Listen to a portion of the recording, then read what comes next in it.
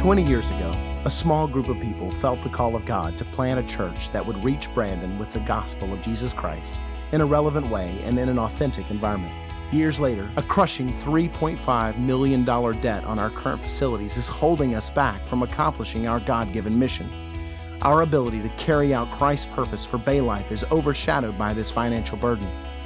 Well, the mission of our church is to surrender to God as He makes disciples through us here and around the world.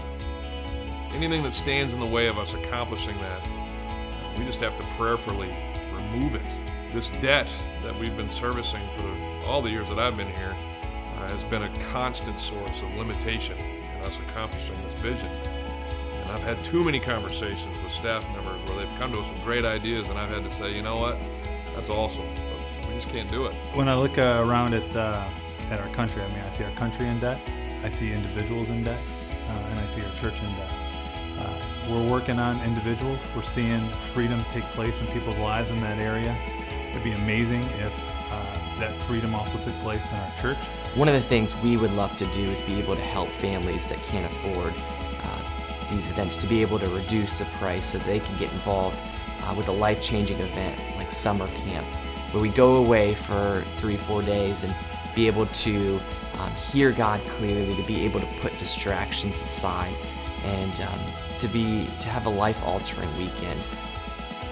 It's amazing what God has done with Village of Hope so far, but right now we've had to step back and we can't do all the construction we want to do at the second location because funds are low at the moment. That expansion has stalled. Getting out of debt, there's no good or bad time for doing that. And we just believe that the sooner we started something like that, the better we would be. Now, it doesn't say it's a sin if you do have debt, but it says it's best not to have debt, because with debt, you have no other God in front of you. You have nothing else controlling you if you have no debt. Imagine if we could, wake up every day and just say, God, what do you want me to do today? Imagine if we had no debt, that we could just take everything that we made from our jobs, not quit working, but take the monies from our job and put it towards what He wanted us to do. So right now we're in a situation where God has called us to do more with, we don't really have a lot of resources, but to free up our mortgage. We're selling our house. Our house is only 5 years old, we built it, and we decided to sell our house and buy an older house. That way we could cut our mortgage in half. And by doing so, we're gonna have more resources to be able to use to ministries that God might be calling us to. We know as Christians we're gonna stand before our Maker. And we all know that He's gonna ask us what we did with the gifts and talents that He gave us. And when I'm standing with Christ one day and He's asking me, what did you do with the gifts and talents I gave you? Now I'll be excited to say, this is what I did with it. So just think of it. Think of us having that $317,000 as a church every year to apply towards our ministries. The things that we could do, the ways that we could enhance our discipleship, the ways that we could reach more people.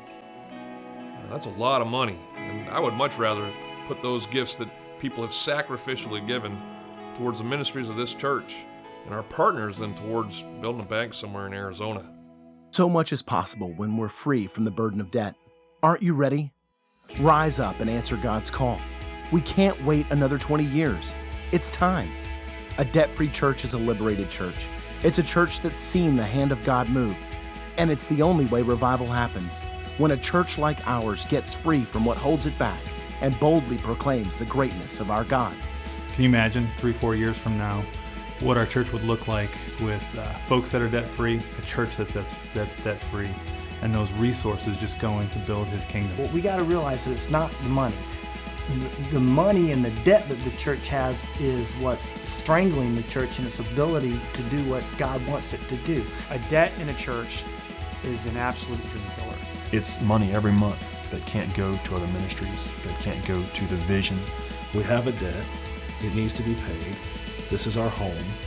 So let's get about the business of knocking this debt out. Once you put priorities in the right place, God works. It's our church. It's our money going into the offering, and we need to make sure that our money is going where God wants it to go. As Christians, it's very easy to talk, and we talk about faith, but faith shows up in what we do. I think the greatest thing that's going to come of this is the spiritual growth that we're going to experience as a church. As together we sacrifice and collaborate on this goal of eradicating our debt.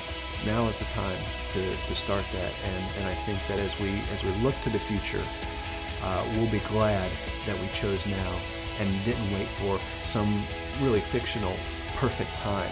We can't move on with the things that God has for us in our mission.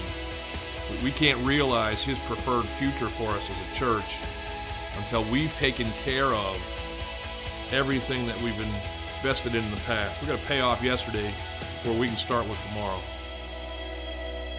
This is our responsibility. It's on us, Bay Life.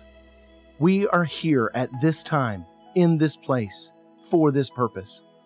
God has assembled His people for such a time as this, and He'll do something none of us will be able to explain. The future is exciting as together we'll be positioning ourselves to invest even more effectively in the lives of others. Rise up, Bay Life. It's our time.